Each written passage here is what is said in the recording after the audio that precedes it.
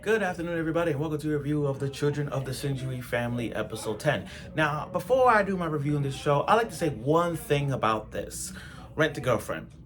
I'm really trying to be respectable as I can possibly be. From a fan of a Rent a Girlfriend franchise, being that it's still the GOAT of rom-coms. I'm going to say this once and I'm going to say it again. After what happened in the last chapter of this show, and I'm saying this, and I'm talking about Rent the Girlfriend for a bit because it's the same guy that did, the same manga creator that did The Children of the Shiunji Family, or the Shiunji Family Children, whatever you come first. I'm only talking because of that. Now, I feel deep in my grasp that Rent a Girlfriend saved rom-coms. And I don't want people to stop bad-mouthing this greatness of a rom-com because everybody think that this is the last chapter. First of all, read the details, read between the lines, and look at the ending of the panel. You really think it's the end of the Rent a Girlfriend franchise? Me personally, it's not. It's not. Let's all pump the brakes here. Let's all pump the brakes. Rag is a great rom-com. It is a great rom-com because you guys often want to rush the show like it's nothing. Y'all want to rush perfection. How many, look at this. Look at Bleach, for example. It ended in a shitty way. Demon Slayer ended in a shitty way. Seven Deadly Sins ended it in a shitty way. My point is, when it comes to mangas and when it comes to shit like this, you got to be freaking patient. Jujutsu Kaisen ended shitty. You see where I'm going out here? So for all y'all out there dissing Rent a Girlfriend, shut the hell up. Shut the hell up. Rent a Girlfriend is the GOAT of rom-coms. And I feel like there's gonna be more to that, but because that last one didn't make any sense. But I'm defending Kazuya. I'm defending Shizuo in this instance. I'm on both sides. I get what each is saying. But me personally, I feel like there's more to it than meets the eye. It may look like it's the last chapter, even though it is, but I don't think it is. So as a fan of Rent a Girlfriend, I say make more. So for the creator of Rent a Girlfriend, please, if you ever watch this, please, as a fan, you're a fan of the series, continue making Rent a Girlfriend because there's still more to come. Now, got that out the way. Well, I'm really gonna talk more about the Rent a Girlfriend franchise series later on if I ever have time this week, but I just want to get this out the way. But let me just get right to it, this one. Anyway, Ouka's arc has been really opened about Ouka. This is one of those tsunderes that you knew she was gonna open up the moment she left. And we followed the Shiunji family every freaking time because every girl's gonna get an arc when it comes to with Arata. It's gonna be 3 episodes or 4 depending on the character, but we are gonna get an arc. Minami got her arc. Now next is Ouka's arc. Now Ouka's arc is very different and unique. This is about her trying to figure out what life is without, what life is knowing that they're not related, even though they said twins, quote, but in real life they're not related. So now that altered her mindset. And after everything that's been going on in her life, both Katano's confessions and getting close to Arata, she and her grades falling down, is like, what's next for Arata? What's next for Ouka? And that's what we got in this one. So without further ado, let's get right to it, the review of this show, episode 10. So, we kick things off with these flashbacks. There's flashbacks of little Ouka trying to explain how love is and having a great time with her father, explaining how, what she did at school and stuff, having that life. But leave it to Arata. Arata is a great protagonist. He is the greatest male protagonist of all time. Matter of fact, I won't use that term because I know there's other male protagonists. Let me just rephrase one. Let me rephrase this. Arata is one of the best male protagonists of this spring of 2025.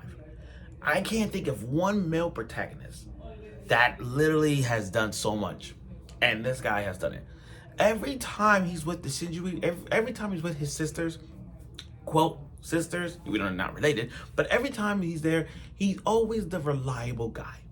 Helped out Minami, help out Ouka, help out Katano, help out Ouka, help out Shueisha. He's there on the spot. And I like this guy so much that even when Ouka was hurt, he still carried Ouka in the Mount Fuji in the rain. in the rain. That is bold. And the thing is, he's doing this for the family. He's doing this for the family. I can't hate this guy. He's doing it for the family. I'm like he blood, sweat, tears, hiking. He's carrying Ouka on his back, on his back. It's just there, and then you see Ouka just confessing her feelings about my grades are falling. I thought I came to the shrines to see to my mother and ask her why we're not related. Oh, who's my birth mom or dad thing? What's the real reason why you adopted us? Those kind of questions, you know.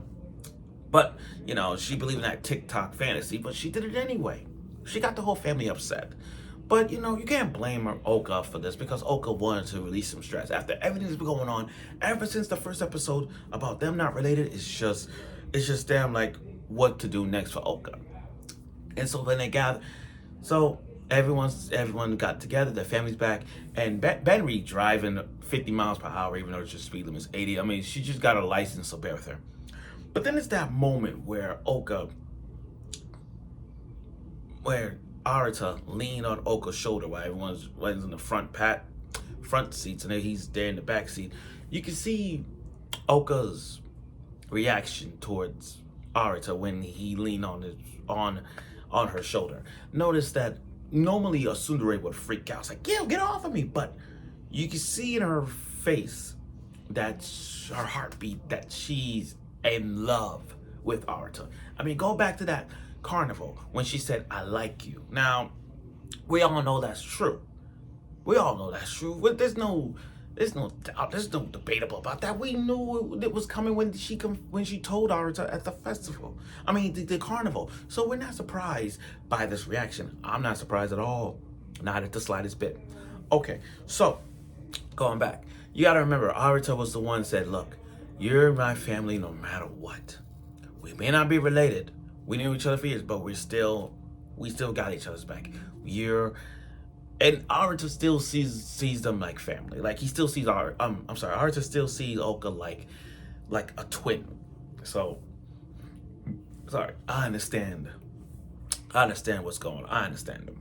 I understand. And then when they finally got home, Arata got sick. Now I can't blame, listen, Arata got sick means I blame Ouka for, let's be honest, let's blame Ouka for this, because Ouka was the one that Arata had to carry not only Ouka but her bags, and in the rain, nothing to cover his head up, just the rain. He was super sick. You cannot blame him. You can't blame Arata, but you gotta blame Ouka for this one.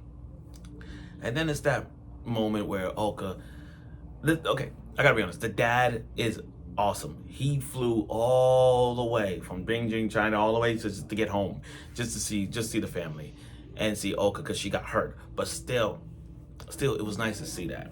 Okay, now Arata, he's in bed sleeping and all that stuff, and now everyone's asking who's gonna make porridge for him. I mean, who's gonna feed him? Now, Benry, this is where I get a little disappointed in Benry. Why didn't you let Kotano feed porridge to Arata? That could have been the moment. And look, Benry's playing the big sister role, trying to make sure Kotano doesn't get close to Arata, because Kotano might do something. I don't care. But what Benry should do is to keep an eye on Minami, because Minami, remember, she has a crush on Arata too, so maybe she should have paid attention to her than this one. But you have Katana washing dishes. You know what? That's kind of BS right there. That is BS. You're like, come on, really? You really think Katana might do something crazy? Nah, she's the shyness of the girl. She is the Sumi Sakurasara of the series, and you're not gonna let her feed him. So all that is done. Everyone's downstairs, you know, and then Ouka coming to the prey.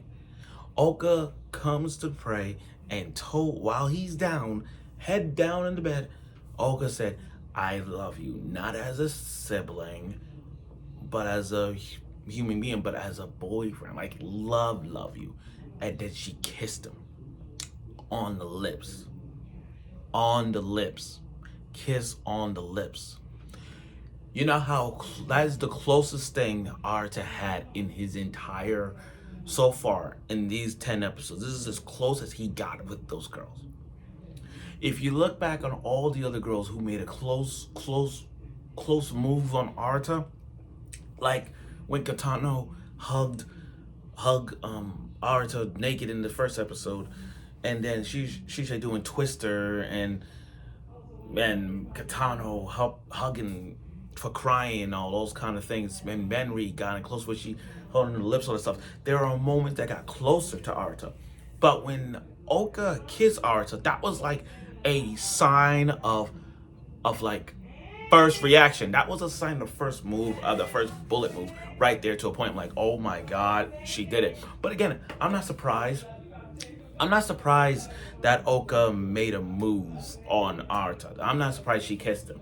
I'm not surprised because it's like we knew this was coming, and I knew Ouka would do something like this because remember, it's her fault that she got Arata, had to go all the way to the mountain just to get her. So again, I'm not surprised by this. But I'll tell you one thing, this episode just showed you that it's Ouka like herself, a tsundere, can be opened up. And for that experience alone, climbing the Mount Fuji and then coming back down with Arata, it just goes to show you that Ouka may be a tsundere, but she can be opened up at times. And that's what we got in this episode. Also, I do like the fact that Arata played the fake sickness well. He's all sick like this, and then pretend like nothing ever happened. And then when Ouka left, he's like, "What was that?" He has that Kazuya reaction. You know what I mean? Oh my God! But you guys can't lie. Kazuya's reaction is like Arata at the end of the episode when he freaks out like like that. But you guys see the reaction. He knew. First of all, he should have woke up when he got the kiss.